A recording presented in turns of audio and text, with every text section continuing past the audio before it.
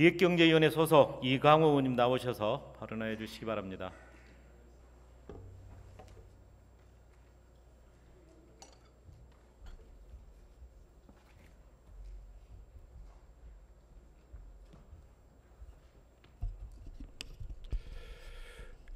존경하는 박기열 부위원장님, 그리고 선배 동료 의원 여러분, 박원순 시장, 조희연 교육감, 그리고 관계 공무원 여러분, 기획경제위 소속 이강호 의원입니다. 오늘 본 의원은 100주년을 맞이한 3.1운동과 대한민국 임시정부 수립의 의미와 해외 동포 문제에 대해 이야기해 보려고 합니다. 3.1운동은 종로거리에서 시작되어 한반도와 우리 민족이 거주하고 있던 세계 각지로 확산되었고, 한국 역사상 최초로 민주공화제 정부인 대한민국 임시정부가 수립되는 계기가 되었습니다.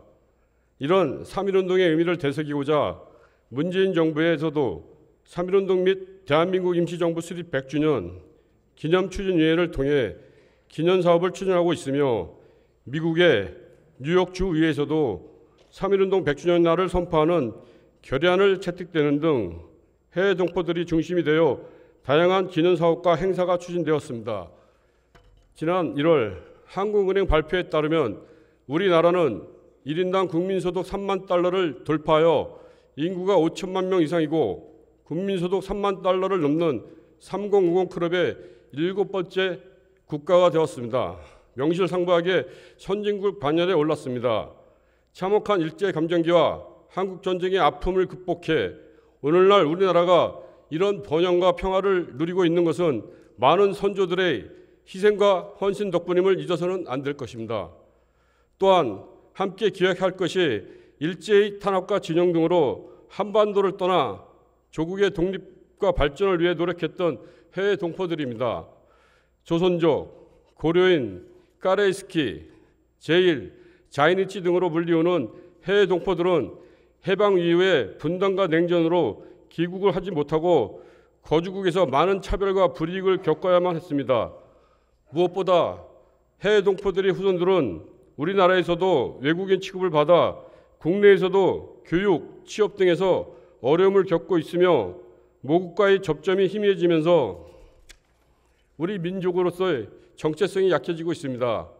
그동안 우리나라는 해외 동포 처우에 대한 문제가 터질 때마다 분단 상황과 가난한 나라 사정 핑계대며 미봉책으로 일관해왔습니다.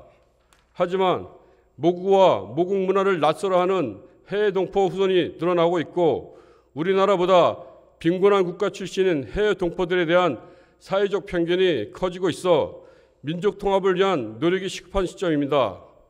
특히 2018년 세 차례의 남북 정상회담을 통해 시작된 평화체제의 영구적인 정착을 위해 민족적 차원에서 교류와 협력이 필수적이며, 진정한 한반도의 평화 시대를 위해서는 북한 국민뿐만 아니라 700만 해외 동포를 포함한 포용적 민족 통합 정책을 적극적으로 추진해야 합니다. 해외 동포를 포함한 우리 민족의 진정한 통합은 한민족이라는 인식과 자긍심에서 시작됩니다. 역사를 잊은 민족에게는 미래는 없다는 단재 신채호 선생님의 말씀처럼 우리 민족의 아픈 역사를 외면하지 말고 반복되지 않도록 기억하고 되새길 필요가 있습니다. 기억이 있으면 그 사람은 살아있다고 할 수 있다는 말처럼 우리나라가 어려운 시절에 외국을 떠나 고난을 겪으며 조국의 독립과 평화를 위해 노력했던 해외 동포들을 기억해야 합니다. 이것이 우리 민족 간의 통합과 협력을 위한 첫걸음이라고 할 수 있습니다. 따라서 서울시에서 선제적으로 해외 동포들을 기억하고 해외 동포에 대한 인식을 개선하기 위하여 적극적인 사업의 추진이 필요하다고 생각합니다. 이에 본 의원은 민족적 유대감과 재외 동포의 자긍심을 고취하기 위해 재외 동포의 과거와 현재를 조명하는 전시회를 개최, 제100회 전국체전에 재외 동포 후손의 초청 등을 서울시에 제안드리고자 합니다. 3.1운동이 자유와 평화라는 인류 보편적 가치를 주장하여 전 세계로부터 공감을 얻듯이 한반도에 시작된 평화 협력과 민족 통합이 새로운 시대를 여는 계기가 될 수 있도록 서울시의 선도적인 역할을 기대하면서 이만 마치겠습니다. 감사합니다.